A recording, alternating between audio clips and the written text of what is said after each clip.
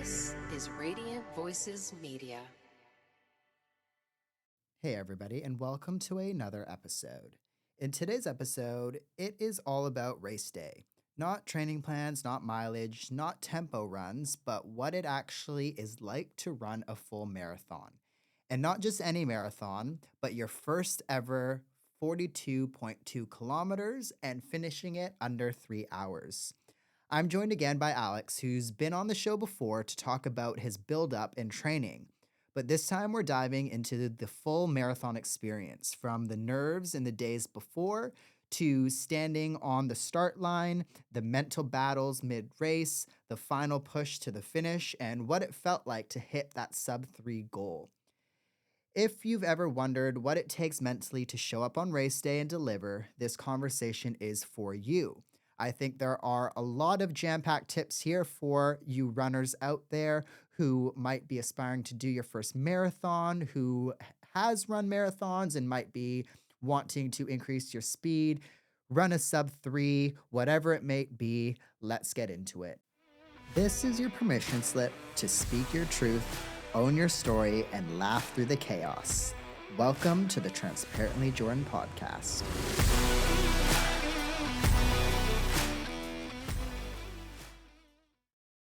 Have you been here? Have you been here? Yeah. I'm like, nah. They're like, well, I've done all of it. Yeah. Well, welcome back, Alex. Congratulations. I Thank think everybody, episode 49 it is, Alex part 1, leading up to the marathon. He's finished the marathon, and we're, of course, going to be chatting about that today. But how are you feeling about it all? Yeah, well, firstly, thanks for having me back on. It's always exciting to have a chat. Yeah, feeling really good. I think, yeah, a little bit of a mix of emotions, I guess, after hitting the goal. But yeah, right now feeling really happy, really content, and keen to. Yeah, I've had a little bit of downtime and time to relax, and now, yeah, we push on forward to the next thing in life, which Yeah. is exciting. Yeah. Well, Alex, maybe remind everybody listening. Again, you guys can go back and listen to part 1 if you want, but remind everybody of kind of what the goal was and essentially what you just did in the Gold Coast. Yeah, absolutely. So the goal kind of came about around September last year. So I'd run a few half marathons and kind of had that itch for something else, something bigger, and ultimately put my name down for the Gold Coast Marathon, which was start of July this year. So I had around about 9 months, give or take, to prepare myself and hopefully achieve this goal. And based off the times I had achieved in the half marathons and some of the shorter distances, I thought that I was physically able to break that 3 hour barrier. So I put it on myself to kind of not only set the goal of running my first marathon, but also putting a bit of a time goal on it, which, yeah, some thought was a little bit insane, but it just gave me that added motivation and I guess, yeah, something a bit more specific to aim for within the race as well. Yeah, sweet. Now, I think we're gonna of course go into your prep leading up to this. Not specifically like the months leading up because we've already chatted about that, but the days. But what I'm interested in to start right off the bat is essentially how are you feeling during the run? Maybe break down it for us and let us know 10K, 20K, 30K. What was going through your mind and how did the experience go for you? Yeah, absolutely. So to start the race, it was very hectic. There's obviously so many people. I think as well, there was a lot of people in that start zone A, which probably shouldn't have been in there. So there was a lot of weaving and it was very hectic for those first probably 3Ks. So it took me a little while I was very focused on where I was stepping and these kind of things. So I wasn't thinking too much about the run. I was just like, don't roll an ankle, just survive these first couple of Ks. And then it started lengthening out a little bit, started finding my rhythm a bit more. But to be honest, probably that first 5K actually didn't feel great. I think maybe it was because my rhythm couldn't really get the rhythm, weaving in and out of people. And it was just so bunched up and congested. It was a little bit hard to get a bit of a free flow going. So that first 5K, I was just thinking to myself, gee, how am I going to do this for 37 more Ks?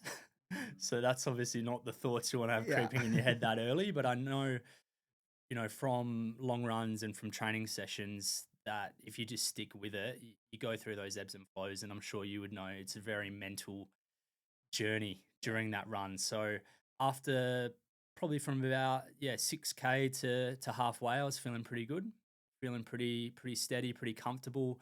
And Andy Buchanan, I was listening to something he said a few days prior to the race, and he breaks up his marathons in 5 kilometer blocks, and that's kind of what I was doing. I wasn't really paying too much attention. Say my watch said, 23 Ks. I wasn't going, okay, I've got X amount of Ks till the race finishes. I was just going, all right, let's hit 25. Let's see if we're, around the time goal for that 25K. Then we focus on that next 5K block. And I was breaking it down like that, which really helped me. So, yeah, we hit halfway. We were about 20 seconds under the 3 hour pace. So we were ticking along really well. The crowd and energy was amazing. So that definitely had me feeling really good. And I just knew that, yeah, obviously we're halfway there. I was trying not to get into that mindset of, oh God, I've got to do this again and repeat this. So again, I was just trying to break it down into those 5 kilometer blocks. We were cruising through, and about 30 Ks when you started seeing the carnage of the marathon kick in, people cramping up, people dropping off, people with paramedics. So that was pretty confronting after that little rise around 32K over the bridge. And then that, yeah, really got you thinking, okay, I got to grit the teeth here. It's starting to get hard. From about around that 35K mark, I was with the paces again. Was running right next to him. We were having a bit of a chat along the way, and then at the 35K mark, I thought, I'm feeling reasonably good.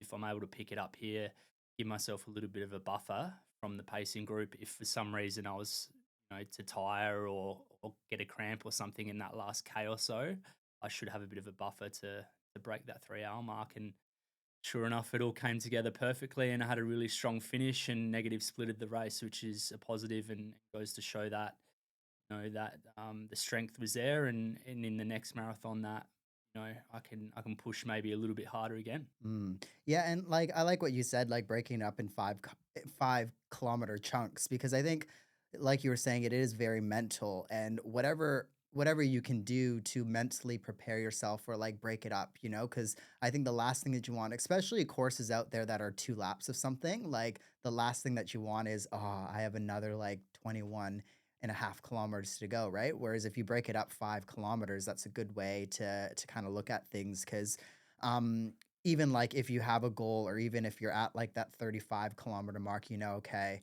I'm feeling good. Like you were saying, you can push it. And if your mind lets you, like, just go for it, really. What was something that you were surprised in? So, throughout the whole marathon experience, what's something that you didn't realize, you would feel, or your mental kind of capacity was like what's something that surprised, or you surprised yourself in, throughout the race? I think, well, firstly, one of the things that surprised me was, everyone's saying, well, the race doesn't start till 32K. Like that was emphasized so much on the day. Like the pre-hype speech was talking about that. And then during the run, people in the pacing group and even the pacers were like, all right, guys, 10Ks to go before the race starts. And I'm looking down at my watch going, all right, we've ticked off 20K and we're getting close to 30. And they're going, this is just a warm up. So whatever has happened, just disregard it. Yeah. That was a bit of a surprise. And yeah, something that was quite interesting. I think surprises on the day. Um, I've run the half marathon in Gold Coast, but I think the marathon's a whole nother level in the sense of the crowd, the energy. That was a bit of a surprise. It really wasn't expecting that much of a buzz, and that definitely, yeah, really helped in motivating me along. Also, another surprise was probably the size of the 3 hour pack. I People said, yeah, it's going to be big. A lot of people try to break 3 hours, but it was enormous. I'd probably say anywhere from 600 to 1,000 people just in that pack. So it was super hectic, and then it was pretty surprising to finish a race, and you probably had maybe 50 people around it. So it just goes to show how much people are chasing that goal. Uh, yeah, I think other surprises during the race, just very hectic at water stations and these things. It was just it was quite intense, and I think I'm glad I had a lead up race to this race, because getting used to that race energy and the race I guess, challenges like getting water, navigating courses, having people, potentially bumping you, running right in front of you, these little things. Definitely, yeah, it's always a surprise. So I think if there's anyone out there that is doing a marathon or looking to do a race, just yeah, be prepared that it'll be different to a training run, Mm. especially with a busy race like Gold Coast. Yeah, yeah, for sure. Is there anything like that's a good tip, but anything else for people, let's say doing Melbourne or Sydney for the first time, like first marathon, anything that else that you learned that you'd like to give a tip out for? I think for obviously Gold Coast is quite flat, but a few people warn me about during a marathon when your legs are really fatigued and you've got those slight rises in the race later in the race. Like a lot of people, as I said, there was carnage after those, and a lot of people really went down. So for me, I train around the coastal area, so it's quite flat. So for me, there was a few long runs we did with the crew where we went around the Torrens and got a bit of elevation and hill changes and these things. So I think for me going into Gold Coast, that gave me a little bit of confidence. Obviously with Melbourne, not as much, but Sydney, there's a lot of hills. So I think biggest tip would be train race specific. So if you know there's going to be hills, really work on that. Maybe do some extra strength work or cycling, whatever you can do to give yourself an edge, so you can go into that race really confident, going, you know what, I'm not really phased about the hills. As well as that, I think with hydration and fueling, practice that. Whether you set up a mock aid station during your long run, something like that, where you can kind of go, all right, I'm going to get used to having liquids every 5Ks, going to get used to having my gel every 20 minutes, whatever it may be. Just replicating the race day scenarios as well as the equipment you're going to be using. So make sure you're not opening the box for your new pair of Alpha Flyers and wearing them for the first time for race day. I think you got to get used to, kind of train how you would race. Yeah, no, those are good tips. And I think like, yeah, one thing that I remember thinking back, like it is quite like you were saying at the 30 kilometer, 35, like seeing people at the side with paramedics and stuff is quite confronting, isn't it? Like I remember Sydney, for example, like it was it was maybe because the marathon's a bit bigger, like a lot more people doing it, but like the amount of people between 30 and 40 kilometers that were out at the sides with paramedics was like probably double what I saw in the Gold Coast. It's insane, really. And that can be quite confronting. Like when you're in the pain cave and you're like, oh my God, am I gonna finish this as well? Like in a couple of kilometers. But maybe going back, let's go back to like your days leading up to it, how you prepped those days, what your carb loading and everything looked like. What did all of that look like for you? Like let's say 2 days out from the marathon. Yeah, for sure. So I think this is one of the most challenging things for me, to be honest, was the carb load because, again, from a half marathon, from a half marathon or a smaller race, it's a completely different ball game. I did a 3 day carb load, so from Thursday went pretty carb heavy, Friday, and then Saturday as well. Which, funnily enough, come dinner time Saturday, I was struggling to kind of eat anymore. So the fact I did get those extra carbs in for that extra day, I think definitely helped me. But yeah, lead up, it was landed Thursday morning, late morning, got up to Gold Coast and checked into my accommodation and went for a little shakeout. Yeah, so landed Thursday morning in Gold Coast, late morning. So checked into my accommodation and then had my taper session. So that was a bit of a mix of jogging and then a few strides and things just to get the legs ticking over. So that was nice to just land, get that out the way. And then I had the rest of the day to kind of begin. Went to the shops, did a bit of food shopping, got the essentials, and just kind of prepared myself for those next couple of days. So things like the Gatorades, LCMs, rice, just a lot of carbs. Yeah. I used ChatGPT for to help me with a There you shopping go. list, so Yeah. that was good because I said, "Hey, look, this is these are the numbers I'm trying to hit. This is the food and things that have been suggested to me. Can you kind of create me a shopping list?" So that was quite handy. Yeah. Just roll up to Woolies That's a good and tip. sort that out. Yeah. Yeah, so good tip for anyone prepping a shopping list for a marathon. Yeah. Numbers wise, I was aiming around 10 grams per kilo body weight. So for me, Right. that was around 750 grams of carbs a day. which roughly equated to calorie wise, I think it was around 3,600 to 3,800, which for me, it's a lot. It's a Mm, lot of food. mm. And it got to the point where, I was eating things like you might have a late night treat like some M&Ms or chocolate or, Yeah. something just to get some quick carbs in. Mm. And yeah, it got to the point where I was just like not even enjoying those things I would normally love and have as a Yeah. treat because you're just eating so much food. Yeah. Yeah. So that was a little bit of a shock. And it is hard to eat when you're not hungry. Mm. So I found, just forcing food down, going, I need to get this in, Yeah. need to, get those muscle glycogen stores as high as I can because Yeah. I'm going to need it. Yeah. And I'm glad I did because come race day, yeah, felt fantastic later into the race. Yeah. How did you time it? Like, was it every couple of hours? Did you set a timer? Like when, because I think it's quite difficult to fathom. Like, I think a lot of people listening, you don't practice that. You don't practice carb loading or anything like that. But like you were saying, it is quite hard to essentially. You're like, I force myself to eat basically.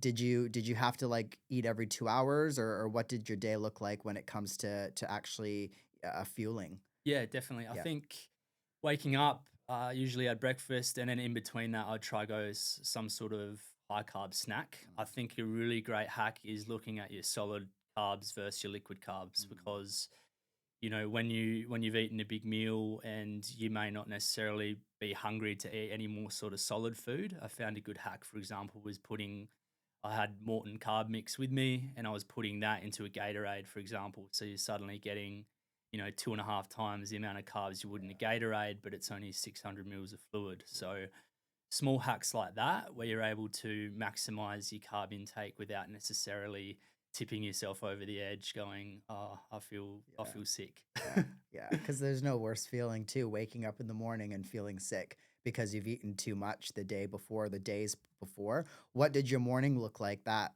race? Like what time do you like to wake up for the race? What does your prep like look like in the morning leading up to the race? Yep. So race was 6:15 in the morning, so I was up at 3. I think it was 3. Yep. So 3 o'clock. Woke up. First thing I had a Boss.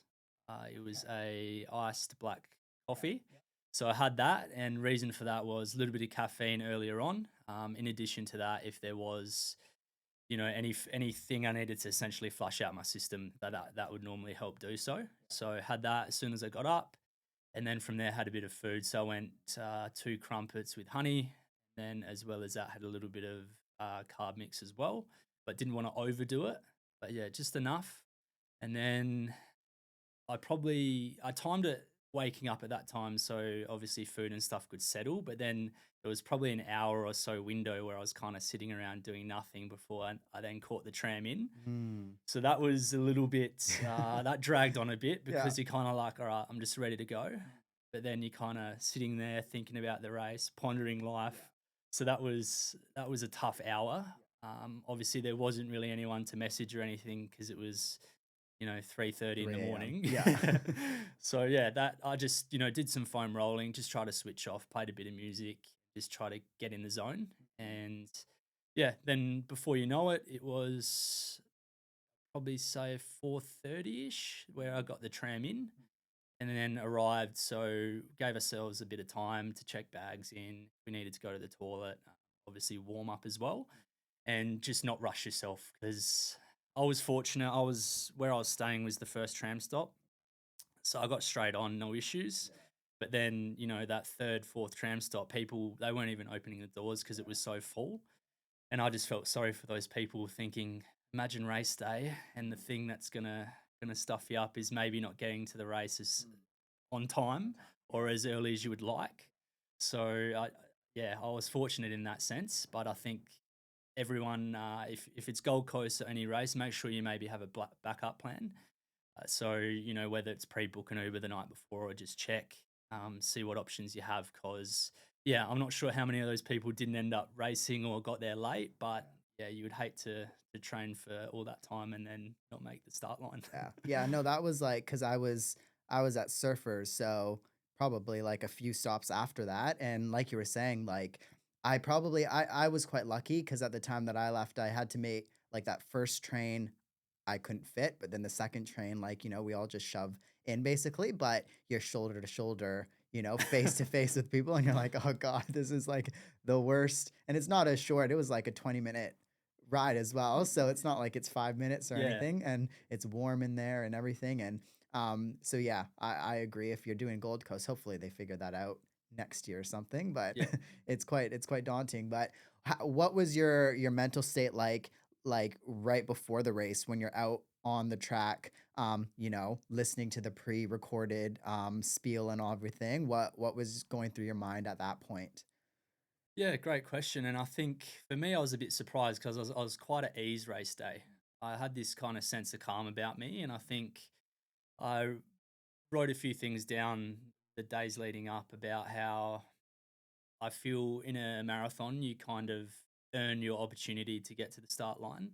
And looking at it in that perspective and going, I have put it all out there. I don't think looking back at my prep, there's anything I could have done any better. So for me, that put me at a sense of calmness and knowing that regardless of what happens race day, I couldn't have really done anything any better. So kind of got to the start line quite calm and quite excited because you work hard aiming towards a goal for months and months and months, and then the day arrives and it's exciting because you get to celebrate all that hard work.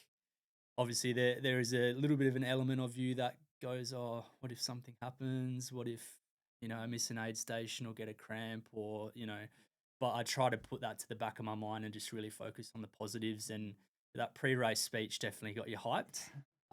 And yeah, I think it was, as I said, once those first few Ks were gone and the hectic, the start, yeah, I kind of got quite calm, enjoyed the scenery, enjoyed the crowd, and just really enjoyed the whole journey. Because, as I said, when you're running for 3 hours or roundabouts, it's a very long time. So you've got to take take it all in and soak it in and try, I guess, distract yourself in a way as well. So I appreciated those things. What was your your nutrition plan versus what you did during the race? So what did you take on the course with you? What did you end up using, not using? What did that look like for you? Yep. So, and this is where I was a little bit iffy because I have I was training with gels all the time, but then there was a few races I'd done in the half marathon blocks where I'd used some caffeine gels just as a bit of a boost of energy, particularly late in the race. So made the call. I had 9 gels on me. From memory, I reckon there was maybe 2 caffeine gels, 6 regular gels. This was science and sport, cis, and then there was one beta fuel with nootropics, which was essentially like a double strength with 200 milligrams of caffeine. So it's like, the alpha gel, which if you're in the hurt locker, you take that. As well as that, my good mate Dylan, who was racing with me as well, he has done a few ultras and these things, and he's big on sodium intake. So he had some sodium tablets on him, and he gave me a couple of those. If I felt any cramps coming on or anything like that as a bit of an emergency. So I had those on me, and as well as that, when we were at the expo, I grabbed a couple of the fixed cramp shots. So I had those on me as well. And I'm glad I did because what actually happened was early in the race, Dylan, he had 10 or 12 sodium capsules because he's quite a heavy sweater.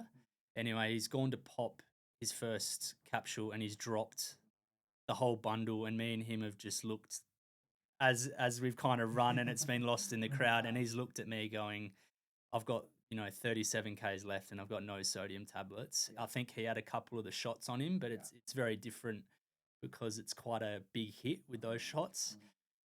And I just looked at him and I said, mate, take mine. I think I had about 6. So I just said, look, take him. I haven't trained with him. I'm a bit iffy about him anyway. You have him.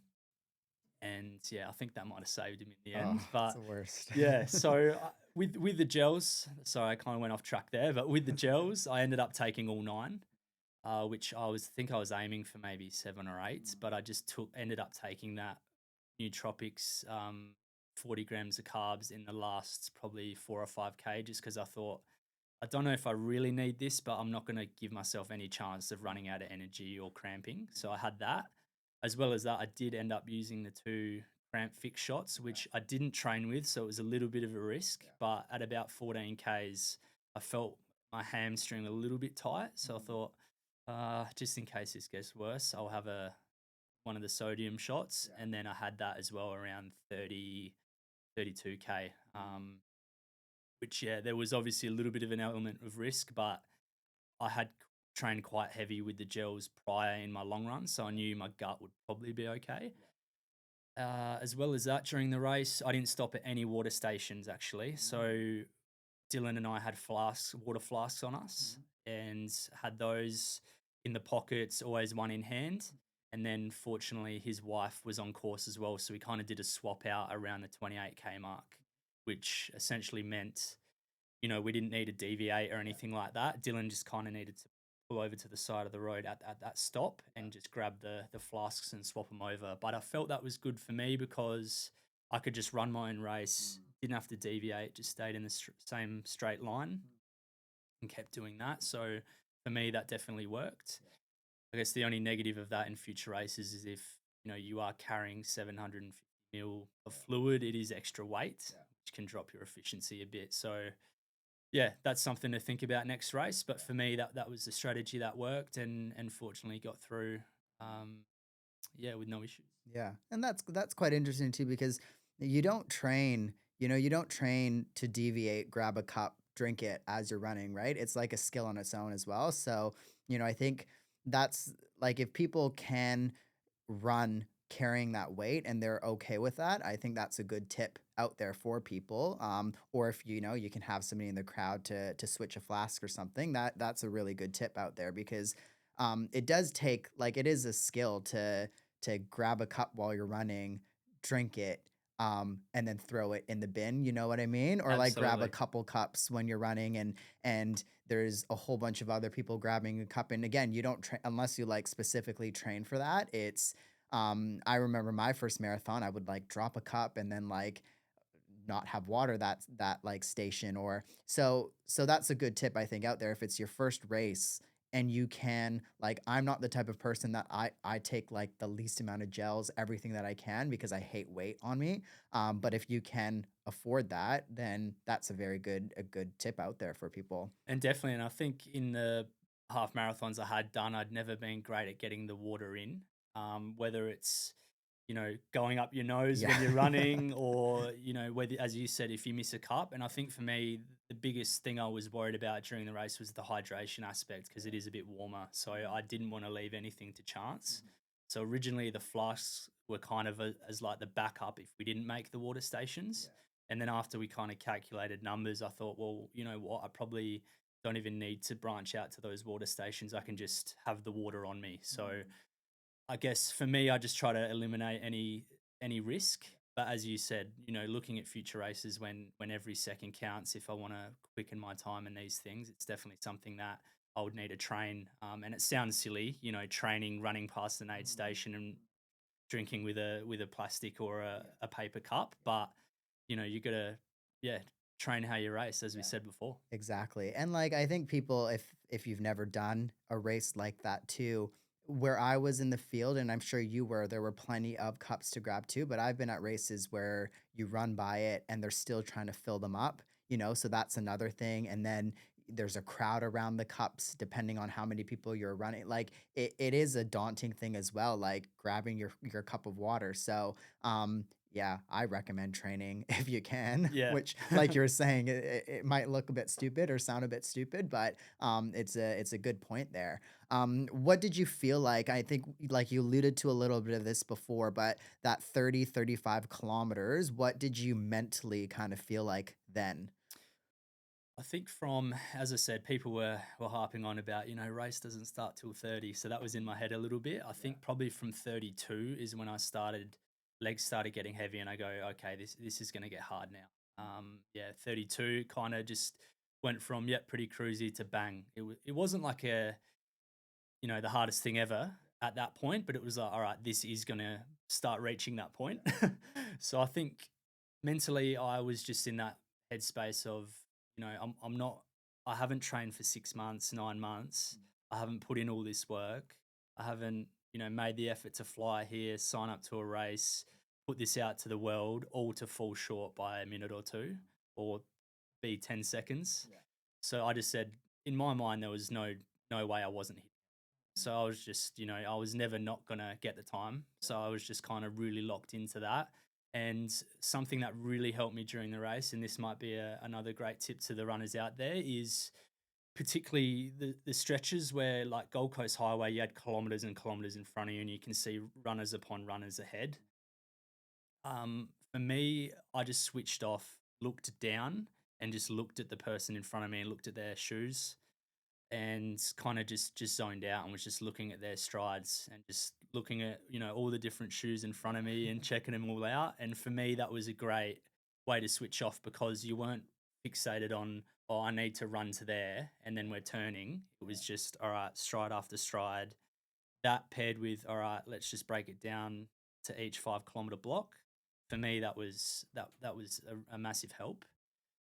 Mentally, I think as you alluded to before, the hard thing at Gold Coast is you do run past the finish line before you head back out and loop back around. So when you're running past that finish line going, it's so close but so far, like It's like it's 8 kilometers left or something. I can see it, Yeah. but we've got to go all the way out and all the way back. That was that was a little bit tough at the time, but I knew once I got that turnaround and knew I was on the way back, then I would be okay. Around 30, that was probably 37-ish was that turnaround point. And it was a bit of a ghost town out there because all the crowd and everything's obviously closer to the finish line. So there was a bit of a lower energy at that turnaround point. So you've really got to hype yourself up. In addition to that, people are dropping left, right, and center, and it can zap the energy out of you a bit. So you really just got to try amp yourself up and just really lock in. And for me, it was going to that place where I know I've done the hard sessions and I know I've done the hard long runs during the prep. That gave me the confidence that this isn't something I haven't dealt with before, and just push through. And then before you know it, you hit the 3 kilometer to go. And then when you hit that 1 kilometer to go, it was the longest kilometer I've ever run in my life, especially when you turn and weave into the finish line. Yeah. But I knew once I was there, I knew adrenaline would get you over the line. Mm. What was the crowd like? Because that's one thing that's quite interesting as well. Like you probably, experienced it with other races and everything, but I think the crowd for a marathon is a bit different sometimes because you get it all throughout the race, some aspects more so than the other. I think what was it, the highway, there's not much of a crowd there, but like the areas in near the water and everything, like it was quite crowd heavy. What was that experience like for you, and what mentally did that do for you? Oh, it was awesome. It's something that, and again, you can't replicate that during training. So that's another 10% you might get on race day purely off the vibe and the energy of the crowd. And it was awesome. People that you knew who had raced the day before.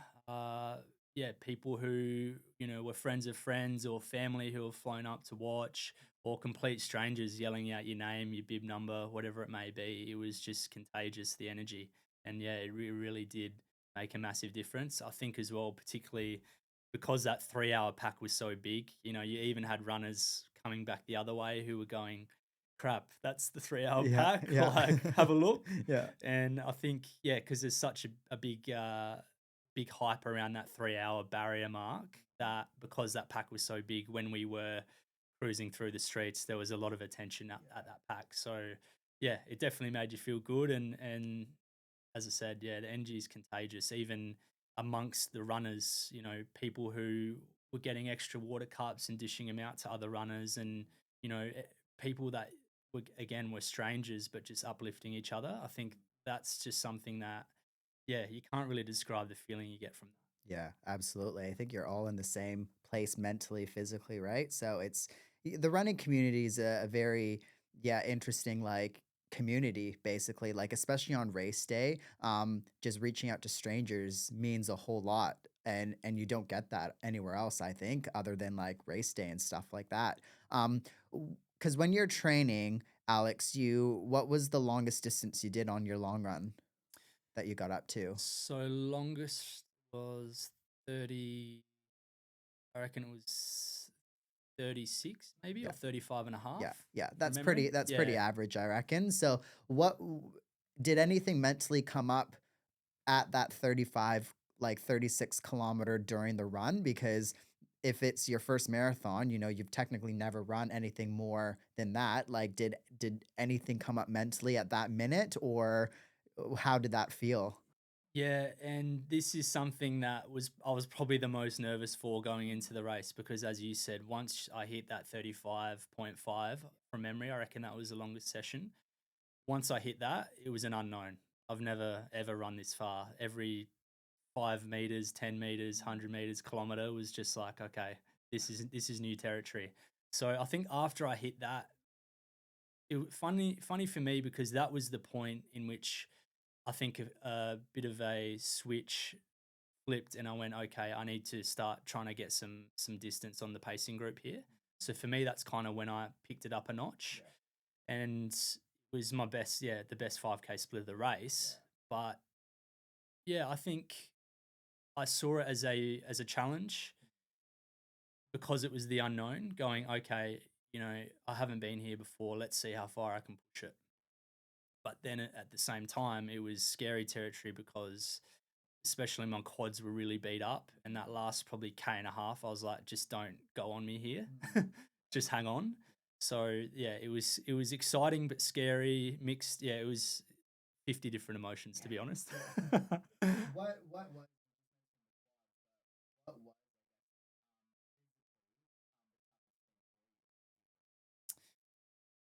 I have dealt with blisters and hot spots a lot of the time through my running, particularly I think as you get in a race shoe and run quicker for a longer period of time, you tend to get toes hitting the end of the shoe potentially, or yeah, hot spots for me it's around my arch and those kind of things. So my feet were completely mummified and wrapped up and all of that, but I still did get a bit of an arch blister pop up probably halfway through, and I was a bit worried because it was really sore, and I knew straight away I was like, all right, this has gone deep, and I was worried that if that weren't to kind of that pain were to go away, I knew I was going to start running and slightly offloading my foot, and then that would offload obviously my muscles, and then I could potentially cramp up or fall apart.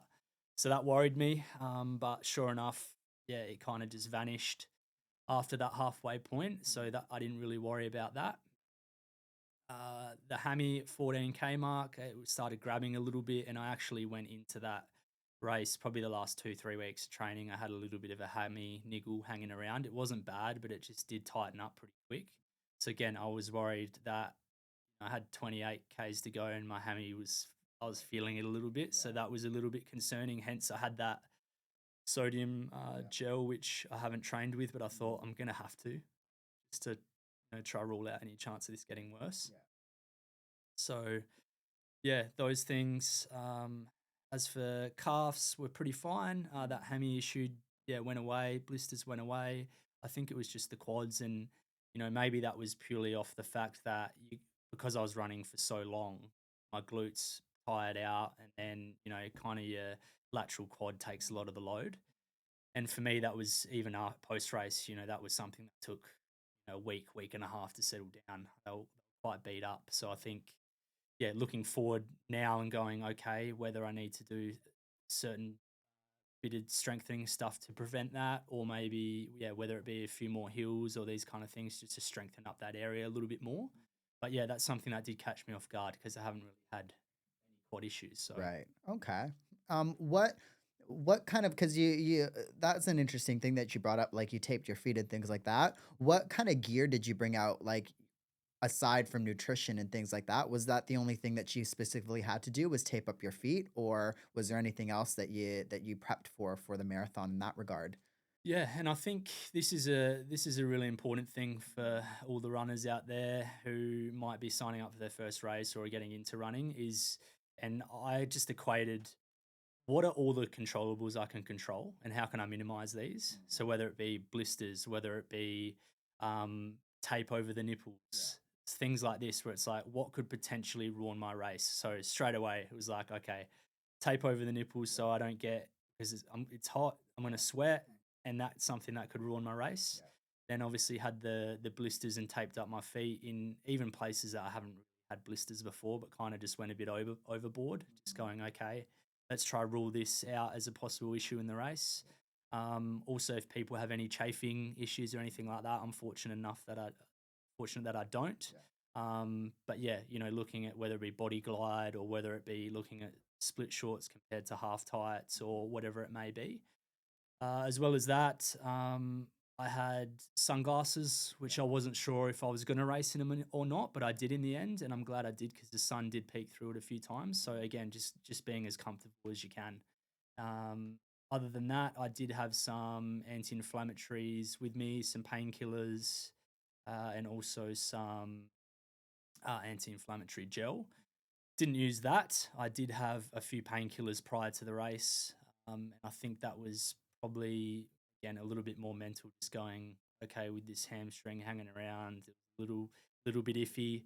If I can't feel it, it can't be an issue. Yeah. One way to So look at it. Yeah. That's fair enough. What was going through your mind when you saw the finish line and you were running through that finish line? I did had a bit of carry on with a bit of a celebration, Yeah. to be honest. Yeah. But yeah, I think that was just getting caught in the moment. I did have a little, fist pump to myself over that finish line. I think it was a sense of relief, pride, obviously exhaustion as well. But yeah, multiple things I was feeling at that moment. And then yeah, when Dylan came over, he broke away a little bit earlier from the pack than I did, and he finished a little bit earlier than me. But he was there waiting at the finish line, and yeah, I got a little bit emotional there, teared up a little bit, and yeah, I just think because I've sacrificed and put so much into it, and yeah, it was just it was something that I never thought I was going to achieve. Put myself, in my shoes years ago. I never thought a marathon would ever be something I could do, let alone kind of breaking 3 hours, which is a standard a lot of people strive to, and a lot of people may never achieve in their lifetime. So I felt very fortunate, and yeah, a sense of different variety of emotions to say the least.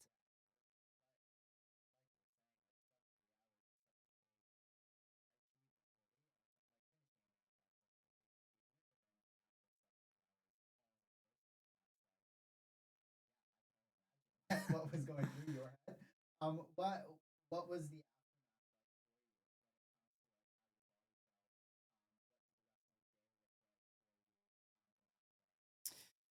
So yeah, we hung around the expo, or hung around post race a little bit, just celebrating with friends. Congratulations, and yeah, got the tram back to the accommodation. I was with my mates Sam and Chad, who they ran the half marathon the day before, so they were moving around. Not great, but definitely better than I was. So I kind of yeah, had a shower. We went to Pacific Fair, which was like an 800-meter walk away, so that wasn't great.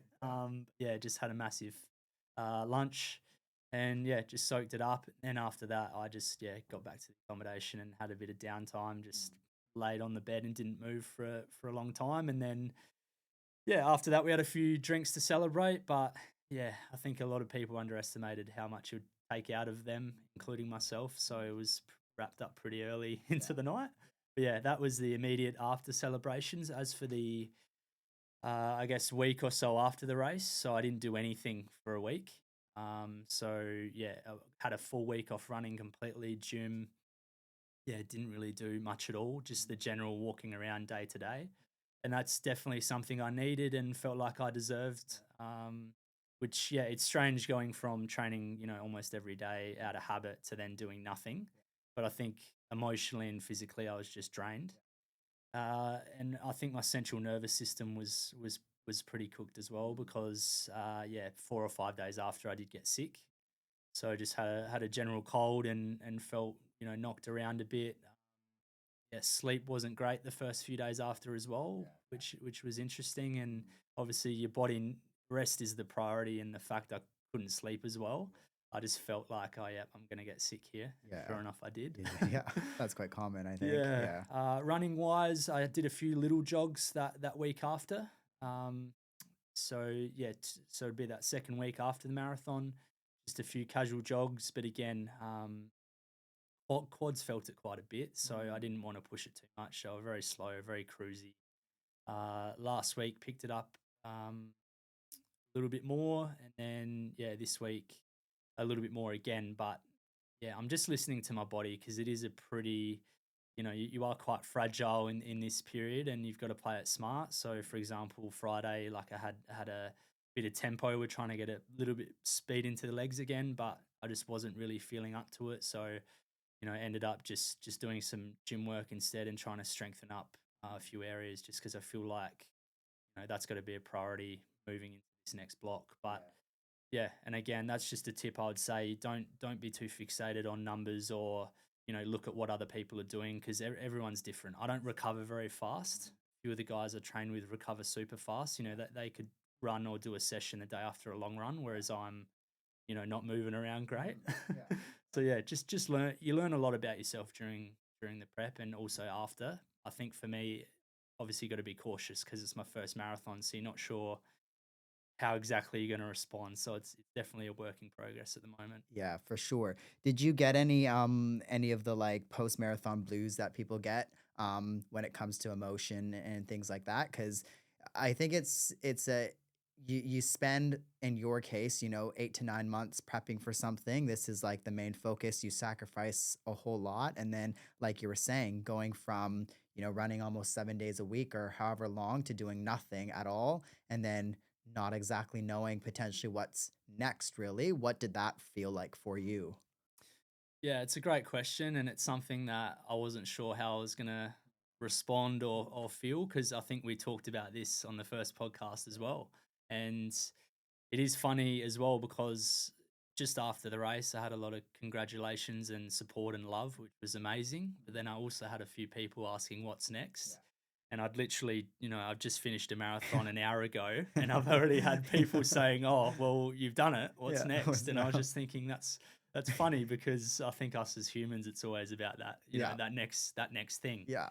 And I made it's something I've been working on over the last few years. Is when you do have that achievement, sense of achievement, enjoy it instead of worrying so much about that next phase. So for me, I was really content, I was really happy, and I wasn't too fixated on worrying about what that next race is or what that next goal is. I was just like, I've reached the top of the mountain. I'm going to enjoy the view for a bit, because there's always going to be another mountain. So let's just enjoy this one. Yeah. And yeah, that week after, I kind of had this sense of calm, this sense of, I was really proud.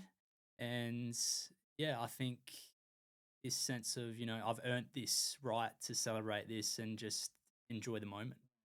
So yeah, I think as for blues, not necessarily. I think it was kind of a sense of like, yeah, just I was just content.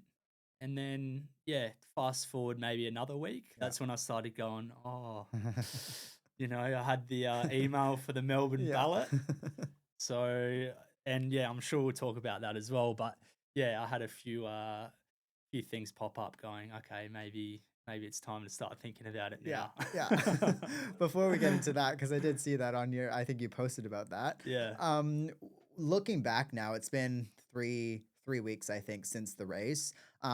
Is there anything that you would have done differently, do you think? Like anything that you're reflecting on through the full marathon that you think, ah, that was a good point, to myself. I'm going to do this next race differently. Or is there anything with the whole experience, whether it's prep, whether it's the after, whether it's during the race, that you think you really want to change next time, whether good or bad? Yeah, I think for me, trying to train with people more, I think is a big one. It's a little bit hard because everyone's so schedule based. You can't always do it, but that's something that I found, particularly with those hard sessions later in the block, those really hard long runs and those long run sessions. There was a couple that I was fortunate enough to do with people around me, and it's a different sense of, yeah, you can push your body more and your mind more when you've got others to bounce off. You've got others encouraging you. You've got others pulling you along, and that's something that I felt, because I'd probably say 98% of my training was solo. Just when you get a feel for that and when you kind of see the difference it can make, then you go, all right, maybe I can unlock another level of performance here just by solely, training with others a little bit more. So that's something that, neither a negative or positive, but it's a learning that I've gone, okay, this is something that I can carry into the next block. In addition to that, I'm one that I got the tunnel vision for the goal. So for me, there's only so much energy and time you can put to all aspects of life, and I feel like for me, it was very training took up a whole lot of time, business took up a whole lot of time, and then sometimes your social relationships and those kind of things can suffer a little bit.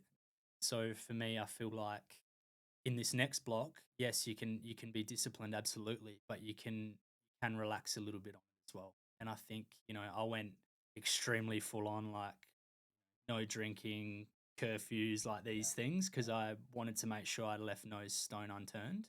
But I think there is an element of there of you're still allowed to enjoy life, and it doesn't need to be as hardcore as that. Yeah.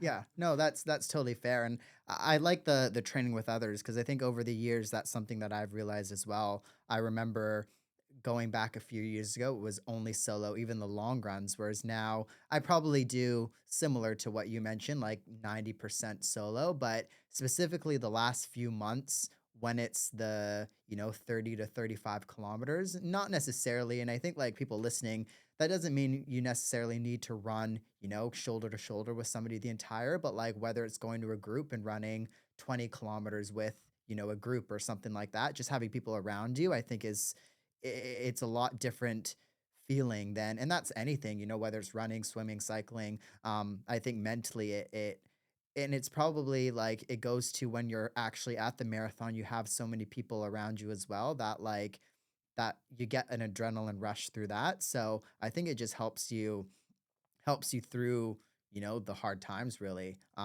Being around people in general. 100%. And it's almost a distraction, really, isn't it? If you're having a chat or, you sometimes you look down at your watch if you're solo and go, all right, it feels like I've been running for an hour, I've done 10 minutes. And then it can be the complete opposite effect when you're running with others. So, yeah, as you said, I think it's a great thing to implement. Yeah, absolutely. So let's go back now. I think you posted about it, Melbourne coming up, but what I guess is what's coming up for you now? Yeah, That question. yeah, definitely. So I think, the last few weeks it's been nice to do, a little bit more of a relaxed training regime, bit of jogging here and there, and getting in the gym and just, you know, not being so hardcore on it. Not worrying about, you know, fueling, hitting X amount of carbs and things before sessions or whatever. So that's been quite nice. But then, as you said, you get the itch again, and I was fortunate enough to get into the ballot for the Melbourne Half Marathon. So that'll be mid October. So I'm looking forward to that. And just prior to that will be City of the Bay, which is obviously a really big event here in Adelaide, and I'm doing the 12-kilometer there, and then into Melbourne. I think it's 3 weeks after. So it's a nice little, I guess, lead up prior to that race. So yeah, really looking forward to that. After that, I'm not too sure. Maybe Victor in December. I've heard that's a great event, and next year haven't thought too much about it, but yeah, I would love to work towards another marathon, and with the hope to qualify for one of the majors. So whether that be, I think the cutoffs are varying, but I'd say it need to be at least a 255. But yeah, I think anywhere from 255, 248. It'd be nice to crack 250, but I know that's going to be a whole nother step up again. So I think for marathons, I'm all right. I'm content at the moment. Yeah, yeah, that's Just fair. do a bit of shorter stuff and maybe a bit of track stuff over summer, couple 3 and 5Ks. Because I'm not sure about you, but I've never really done like an all out. Like my PBs have often been during a half mara, or my 5K's been during a 10K, something like that. So it'd be nice to just actually give these shorter events a real well and see, yeah, how far you can push them too. Yeah, absolutely. Because I think doing like a 3K, sorry, or a 5K, like all out, feels a lot different too than a marathon in its own. Yeah, And a few people even say the 5K is a worse a worse. pain, Yeah, which you think, oh, yeah. But I think the immediately after is probably, yeah, technically a bit worse sometimes. exactly. What's one thing that you learned about yourself throughout this whole experience? I was actually thinking about this on the way, because I thought it might have come up. And I think for me, I learned so much about myself, both mentally and physically.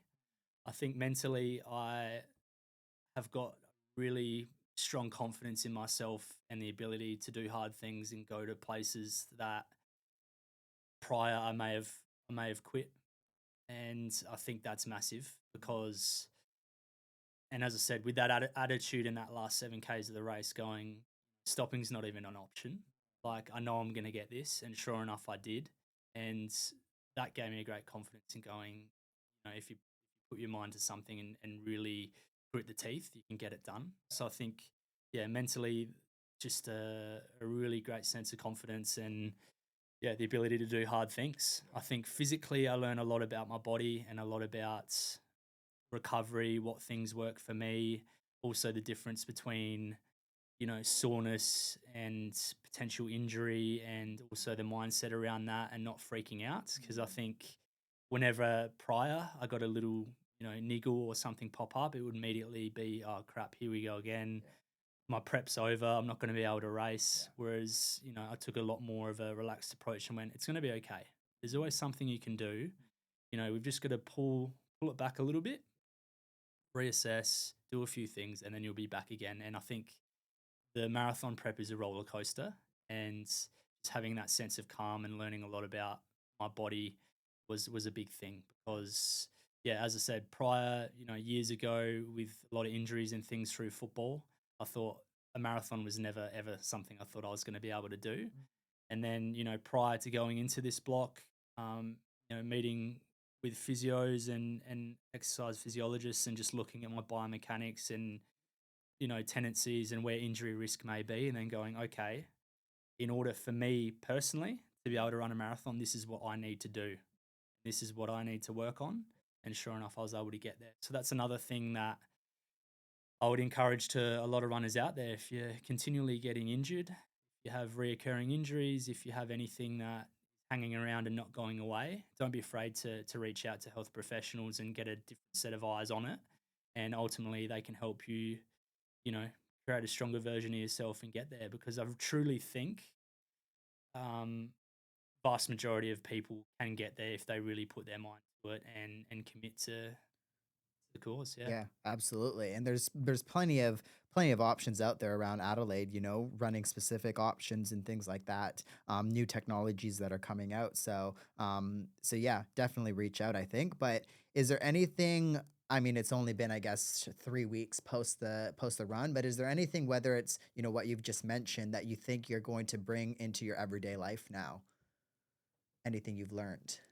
Yeah, and yeah, it's a great question. I think just the discipline I've got from the marathon training. I think I've noticed my procrastination's a lot lower, and I think that's purely off the fact, when I had to fit in these sessions and runs before work or other commitments, it was like, okay, this is the window I've got to get it done.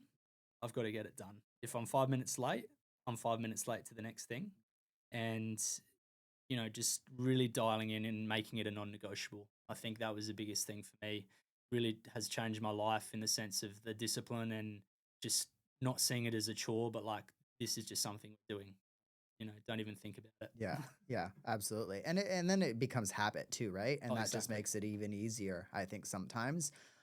Maybe for those people out there that is thinking about a marathon or has one coming up, what are some, out of everything you've learned, some essentials you think people need to think about, prepare for, purchase? What are some essentials, maybe 1 to 5 things that you think is worthwhile?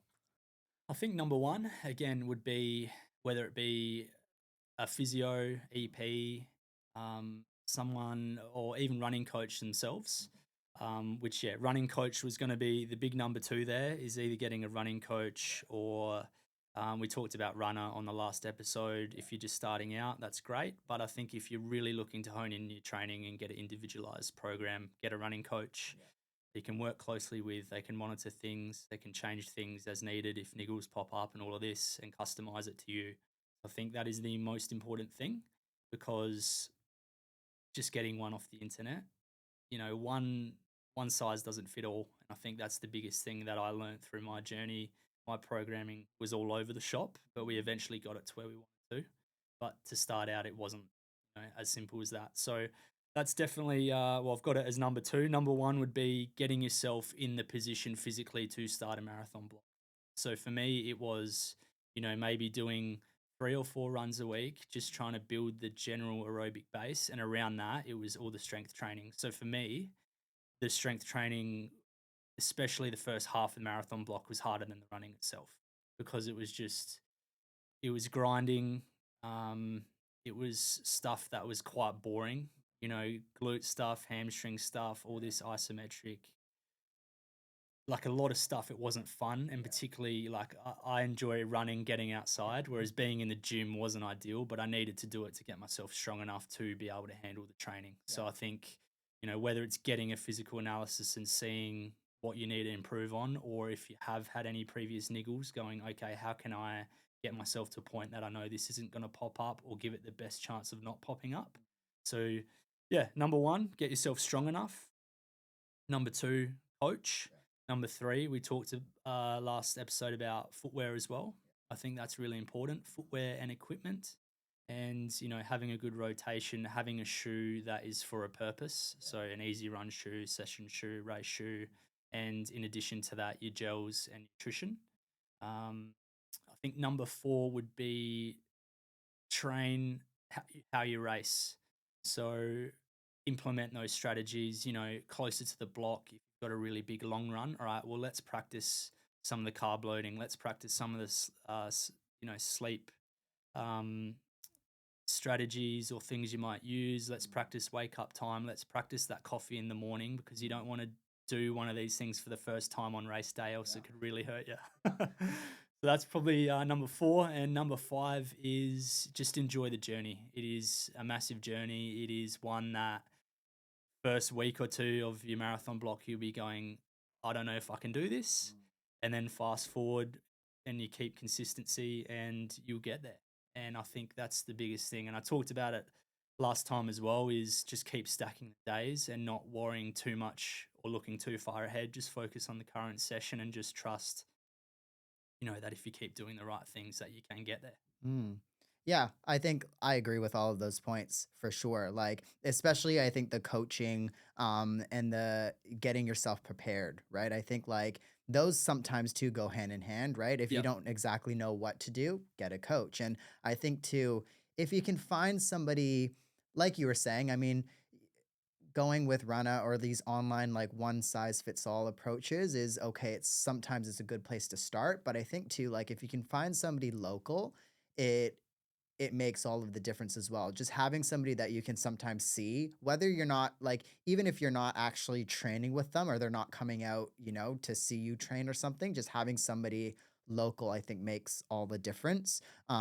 Because chances are there's going to be other people in, the place that you're living that might be coached by them that you can train with, or they might be on a race and, just getting those little tips is I think very different than having somebody who is online thousands of meters away in another country sometimes. Yeah, Yeah. exactly. And your coach is local, and I think yesterday's a great example. Absolutely horrendous weather, and it might be a matter of they can see that, and you go, oh hey, let's do a treadmill alternative session or something like that. And as you said, just being able to touch base and develop that relationship's really important.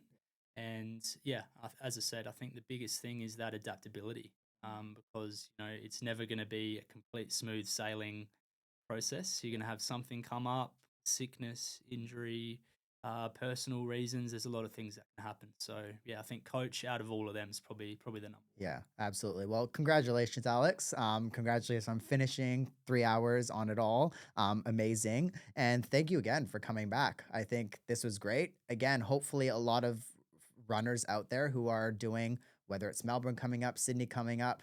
What's in Adelaide? Brasa?